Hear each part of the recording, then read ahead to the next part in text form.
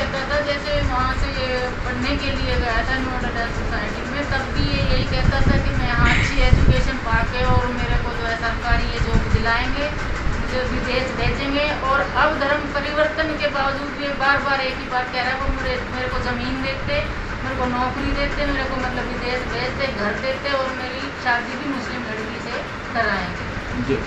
मन्नूर से उसका नाम अब्दुल मनन रख दिया गया था और ये सारा मामला खुल करके सामने आया। हासना जो मंदिर है जहाँ यतीम नरसिम्हानंद जी हैं, उनकी हत्या के लिए 2 लोग आए नाम बदल करके, जिनमें से एक कन्वर्टेड था। या जिस तरीके के पिता को पाकिस्तान वगैरह से कॉल आए और काफ़ी सारे वीडियो जो व्हाट्सएप कॉल्स होती थी, उनमें काफ़ी सारी जो संदिग्ध एक्टिविटीज़ हैं, उनकी ट्रेनिंग इन बच्चों को दी जा रही थी, हथियारों को लेकर ट्रेनिंग दी जा रही थी।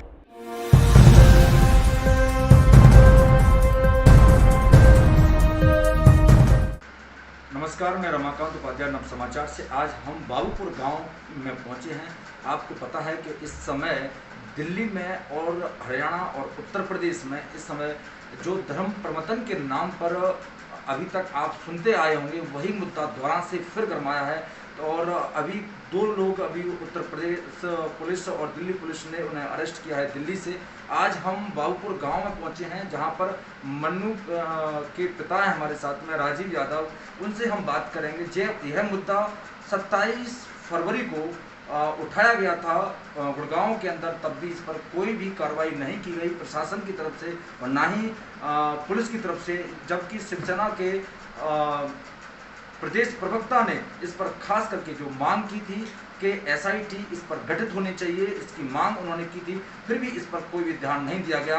आज यह लड़का गायब है, इसका पता नहीं, घर से बोल के हालांकि में गया है कि मैं जा रहा हूं, पर लौट कर कब आएगा, कहां है, यह अभी तक कोई भी जानकारी नहीं है। हमारे साथ में मन्नू के पिता मौजूद है, राजीव यादव। हम उनसे यह विषय जानेंगे। जी राजीव जी, कहाँ गया है मन्नू, क्या है इसकी स्थिति?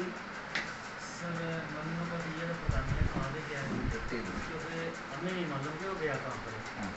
और स्थिति है इस टाइम के हम हो रहे हैं परेशान इसकी वजह से बहुत ज़्यादा, क्योंकि कल रात को उसने वीडियो कॉल किया था और ये कहा था कि भाई आपने ये जो न्यूज़ में दिया है, अब मैं घर पर भी नहीं आऊँगा, तो मेरे को मतलब नहीं है आप लोग इससे। तो आपको क्या लगता है कि ये कहाँ जा सकता है? कुछ अनुमान है, कुछ पता है आपको? सर, मेरे को इस गाड़ी को ज्ञान नहीं कहाँ गया है। 27 फरवरी को जो आपने आवेदन दिया था गुड़गांव डीसी को, उसको लेकर क्या आपके पास कोई इंक्वायरी आई, आपके पास कोई जांच करने के लिए आया है, पता करने के लिए? नहीं, मेरे पास कोई इंक्वायरी नहीं आई, कोई जांच नहीं आई मेरे पास, तो गुड़गांव से कुछ नहीं है। ठीक है, हमारे साथ में मन्नू की यहाँ पे माता जी भी मौजूद है, उनसे भी हम जानकारी लेंगे कि यह कब तक आपका बच्चा आपके पास में था, क्या स्थिति, क्या खाता है, क्या पीता है, वो मुसलमान धर्म क्यों अपनाना चाहता था, उसके जिद में बड़ा ही जिद्दी बताया जा रहा है उसको। उन्होंने पहले भी मुझे 27 फरवरी को इस विषय में बताया था। यह खबर सबसे पहले हमने गुड़गांव में चलाई थी। आज वही जी, आप मन्नू की माता जी हैं जी, क्या कहा मन्नू, जिद्दी क्यों था, बार बार जिद क्यों करता था? ऐसे मतलब जिद है, जब से ये मुसलमान की मतलब उसमें आया है, तब से ये मतलब इस धर्म के बारे में जाने के लिए वहाँ के लिए जिद करता था। और ऐसे वैसे कोई घर पे वैसे जिद नहीं थी, सिर्फ कि इस धर्म में मैं जा रहा हूँ तो आप मेरे को क्यों परेशान कर रहे हो, क्योंकि वहाँ से वो मुझे प्रेशर डालते हैं। यहाँ से आप कह रहे हो तो हिंदू धर्म में ही रहो, तो मैं कहाँ जाऊँ, मेरा दिमाग फटता है। तो मैंने तो हिंदू धर्म को छोड़ के मुसलमान धर्म को ही चूज किया है, मैं उसी में ही जाऊँगा। ये मेरा बेटा मुझसे बोल रहा है। तो आपके बेटे को जब हिंदू से उसको मुसलमान जब बनाया गया, उसको नकली सर्टिफिकेट दिए गए, तो उसको क्या लालच दिया गया, क्या कहा गया, कभी उससे आपकी बात हुई बेटे से? जी, वो ये कहता था, जैसे वहाँ से ये पढ़ने के लिए गया था नोएडा सोसाइटी में, तब भी ये यही कहता था कि मैं यहाँ अच्छी एजुकेशन पाके और मेरे को जो है सरकारी ये जॉब दिलाएंगे, मुझे विदेश भेजेंगे। और अब धर्म परिवर्तन के बावजूद भी बार बार एक ही बात कह रहा है, वो मेरे को ज़मीन देते, मेरे को नौकरी देते, मेरे को मतलब विदेश भेजते, घर देते और मेरी शादी भी मुस्लिम लड़की से कराएंगे। जी, जिस प्रकार से आपने सुना कि मन्नू की माता जी की मुँह से कि उन्होंने बताया कि शादी का झांसा देते थे, उनसे रुपए भी लिए गए और उनको नौकरियों का भी लालच दिया जाता था, विदेश भेजने का उनको लालच दिया जाता था। इनको जो बच्चे हैं ये साइन लैंग्वेज में बात करते हैं और साइन लैंग्वेज बड़ा टफ होता है समझना हर इंसान के लिए, पर इसको एक्सपर्ट ही समझ सकते हैं। तो इनसे कितना पैसा वसूला गया होगा?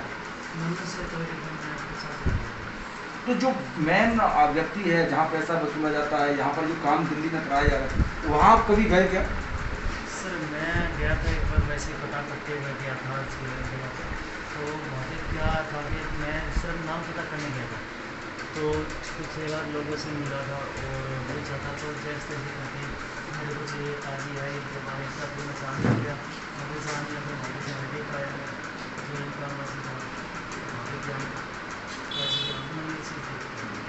तो अब आपका बेटा बाहर गया है, तो आपने क्या अभी प्रशासन से कोई गुहार लगाई है? आपने सरकार से कुछ कहा है कि मेरा बच्चा मिलना चाहिए, या कोई आपने नज़दीकी थाने में जाकर रिपोर्ट दर्ज करवाई है? क्योंकि मामला इस समय बहुत गरमाया गया है और बाहर भी इस समय आप देख सकते हैं जब बच्चा बाहर है, गुम है, तो इसके लिए आप क्या कर रहे हैं, क्या कदम उठा रहे हैं? सर वही थाने में जाने के बाद थाने में जाने की तो हिम्मत ही नहीं हो पा रही हमारी, क्योंकि उनके पास में निकल चार्ज आते और खर्च कर रहा हूँ।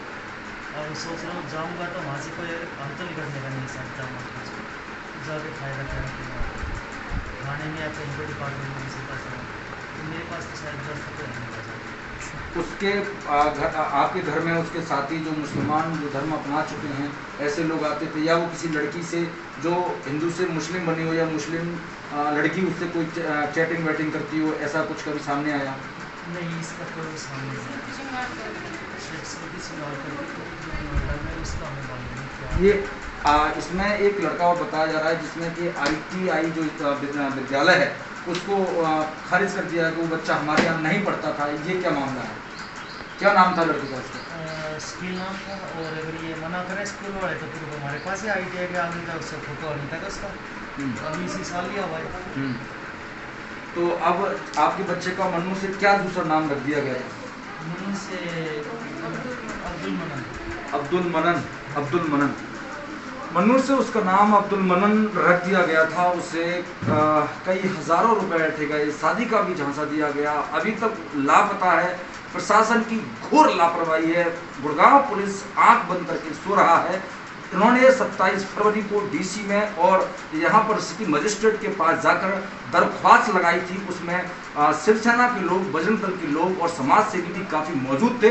तब भी उसके बाद भी अभी तक गुड़गांव पुलिस ने कोई भी एक्शन नहीं लिया, ना ही DC ने एक्शन लिया। यह एक घोर लापरवाही का कारण है। हम यह विषय भी, ऋतुराज हमारे साथ में शिवसेना के प्रदेश प्रवक्ता मौजूद हैं, हम उनसे भी इस विषय में चर्चा करेंगे कि ये अभी तक इस पर कार्रवाई नहीं की गई है और लड़का यह गायब है। तो इस पर अब क्या इनकी प्लानिंग रहेगी, ये क्या करने वाले हैं शिवसेना वाले, और ये इनके पास में क्या है, कैसे प्रशासन से बात करेंगे। जी देखिए, जैसे पहली खबर आपने ही चलाई थी गुड़गांव के अंदर इस मामले को लेकर के, तकरीबन 1000 परिवार हैं जो बर्बाद हुए हैं इस गैंग के द्वारा। मैं तो ये कहूँगा राजेश जी की बहुत हिम्मत है, माता पिता की, जो ये खुल करके सामने आए और बाकी लोग नहीं आ पाए। हरियाणा सरकार और गुड़गांव पुलिस की नाकारापंथी ही कहूँगा मैं, कि सारे सबूत एक पिता के द्वारा देने के बावजूद हमने भी वहाँ पे SIT गठित करने की मांग रखी। जब हम मिले, जो डिस्ट्रिक्ट मजिस्ट्रेट है उनसे भी मिले, जो DC थे उनसे भी मिले। मिलने के बावजूद मिलने पर उन्होंने यही कहा कि काफ़ी गहरा गंभीर मुद्दा है। हमने ये भी कही थी कि जो बच्चे साइन लैंग्वेज समझते हैं, नॉर्मल लैंग्वेज नहीं समझते, उन्हें किसी भी हिसाब से मॉडर्नेट करके उन्हें टेररिज्म की तरफ धकेला जा सकता है। जो चीज़ फरवरी 2021 में बोली गई थी, वो आज से सवा महीने, तकरीबन 1 महीने 20 दिन पहले वो प्रूव भी हो गई। ढासना जो मंदिर है जहाँ यति नरसिम्हानंद जी हैं, उनकी हत्या के लिए 2 लोग आए नाम बदल करके, जिनमें से एक कन्वर्टेड था। और जब वो पकड़े गए, उनकी जांच करी गई, तो वो इसी गिरोह द्वारा उनका धर्म परिवर्तन करवाया गया था। उसके बाद में धीरे धीरे जो सेंट्रल गवर्नमेंट और गृह मंत्रालय को हमारी रिपोर्ट्स और जो लेटर गए हुए थे, जो एविडेंसेस भेजे हुए थे, उनकी कहीं ना कहीं फिर धीरे धीरे जांच होने लगी और ये सारा मामला खुल करके सामने आया। तो अब इसमें आप क्या करने वाले हैं, क्या करने जा रहे हैं? आप इस चीज़ को देख रहे होंगे कि ये मामला अभी शांत होने वाला नहीं है। आप देख रहे हैं मीडिया में चर्चित है और हर जगह पर, लेकिन इसमें आप गुड़गांव पुलिस से और आप गुड़गांव डीसी से क्या उम्मीद रखते हैं? क्योंकि आपने इस मुद्दे को उठाया था और जिस प्रकार से आपकी अभी जो पार्टी है या आपका संगठन है शिवसेना समूह, वो क्या करने वाला है? आप लोगों की क्या विचार, क्या काम करेंगे इस पर आप? देखिए, ये जब मैटर उठाया गया था उस टाइम पे प्रशासन का खुद कहना था कि ये गंभीर मुद्दा है और इस पे जांच होनी चाहिए, हम एसआईटी गठित करेंगे। हरियाणा के जो गृह मंत्री हैं उनको भी लेटर लिखा गया, देश के जो गृह मंत्री हैं उनको भी लेटर लिखा गया, प्रधानमंत्री को भी लेटर लिखा गया, उत्तर प्रदेश के जो मुख्यमंत्री हैं उनको भी ट्विटर और जो गृह मंत्री हैं उनको भी ट्विटर के द्वारा जानकारी दी गई, एविडेंसेस जो हैं वो दिए गए। लेकिन सभी एविडेंस देने के बावजूद जो प्रशासन है उन्होंने कोई कार्रवाई नहीं की, कोई सरकार ने कार्रवाई नहीं की। अब क्या करने वाले हैं आप लोग? अभी देखिए, हरियाणा सरकार और गुड़गांव पुलिस से तो उम्मीद नहीं है, क्योंकि जब पीड़ित के जो पिता हैं वो खुद कमिश्नर ऑफिस मिलने गए तो वहाँ जो महिला बैठी हुई थी तो उनके पिता के अनुसार उन्होंने सजेशन दिया कि आप एक काम कीजिए, आप तांत्रिक के पास जाइए।